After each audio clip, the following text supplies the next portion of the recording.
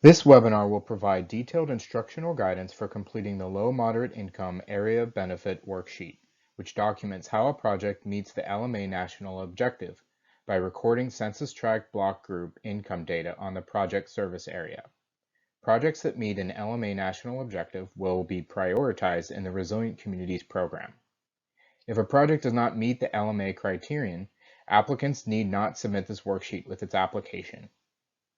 Projects that meet the LMA National Objective must have it documented within this worksheet, or alternatively, gather and submit resident survey data that meets certain HUD requirements. Applicants should reach out to DCA if they wish to provide survey data instead of census data. For this demonstration, we have chosen a city in a county that is not eligible for this program as an example.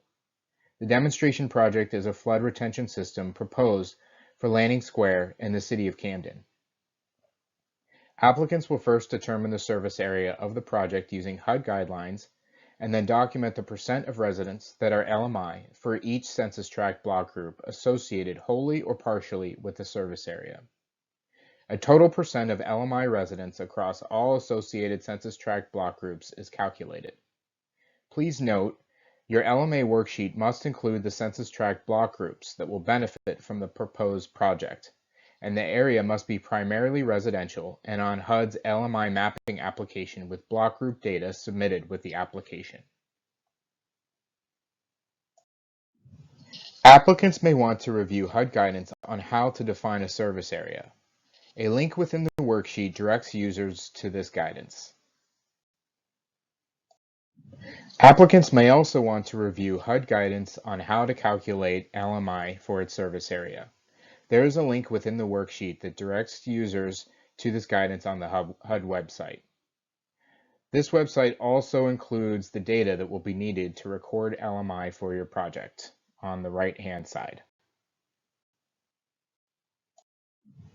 For this example, planners have determined the service area of the flood retention to be the Lanning Square neighborhood, an area that covers parts of two distinct census tract block groups. Here we show a map of that area, and we will use this geography to help identify the LMI percent. You will use HUD's mapping tool to determine the area that will benefit an LMI percent. Go to the link 2022 ACS 5-year LMI summary data. Alternatively, you can use HUD's raw 2011-2015 ACS data to manually filter by block group and census tract. On the right sidebar of the main page, select Map Application. A new tab will open to the HUD Web Mapping application. In the top right corner, click View. Next, in the top right corner, enter the county or city within the area benefit. The map will automatically zoom to the searched area. You could zoom in closer if you need to.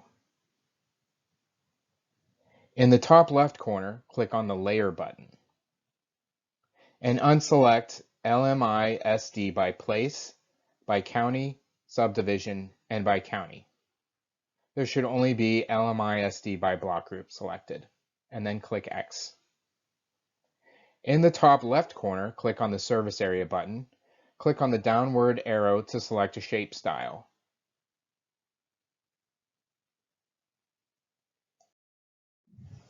Leave the service area box open while you select the service area. Highlight all block groups within the area of benefit. Be sure to leave the surface area box open while you highlight the block groups.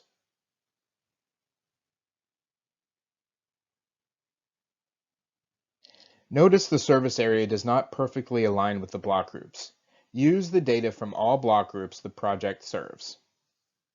In the service area box, click on the three dots, select Export to CSV file, and it will be downloaded to your computer.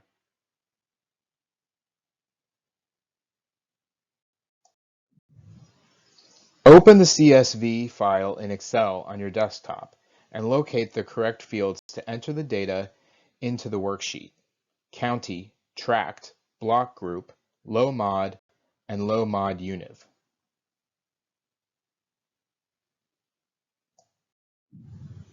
Enter the data from the CSV file of the service area into the LMA table to show the calculation of LMI.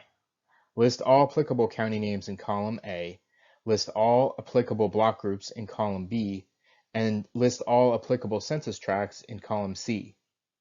List the count of all low and moderate income persons in column D. This corresponds to the low mod column in the ACS database. This is the number of LMI residents in the area selected who are at or below 80% of the HUD area median family income. List the count of all persons with the potential for being deemed low, moderate, and middle income in column E. This corresponds to the low mod UNIV column in the ACS database. Add all values from column D and insert into the total sum of all low mod persons field. Add all values from column E and insert that into the total sum of all persons with the potential for being deemed low mod income in selected areas field. Take the value of total sum of all low mod persons in selected areas and divide by the value of total sum of all persons with the potential for being deemed LMI. Insert that value into the LMA beneficiary count. Multiply LMA beneficiary count by 100 to convert the value into percent, and insert that value into the LMA beneficiary percentage for proposed project field. Was the LMA beneficiary percentage for the proposed project 51% or above? If yes, the project meets the LMA national objective. Applicants that meet the LMA national objective by using a local exception criteria, as described in the next slide, will check that box and fill in the appropriate information. Many counties and cities within the mid area are eligible to use an LMI threshold that is calculated using more granular income data and is thus lower than 51%. This is a waiver offered by HUD to certain entitlement communities that have few, if any, areas within the jurisdiction with 51% or more of LMI residents. The localized LMI area threshold for each county and city located within the mid-area exception grantees is listed in the table at the end of this worksheet. Applicants proposing a project that benefits an area within the jurisdiction of one of the exception counties or cities can use the applicable exception criteria as a minimum threshold for meeting LMI area national objective instead of 51%. And we'll check that response in the worksheet as discussed before. They will then provide the exception grantee and minimum threshold from the table in the worksheet.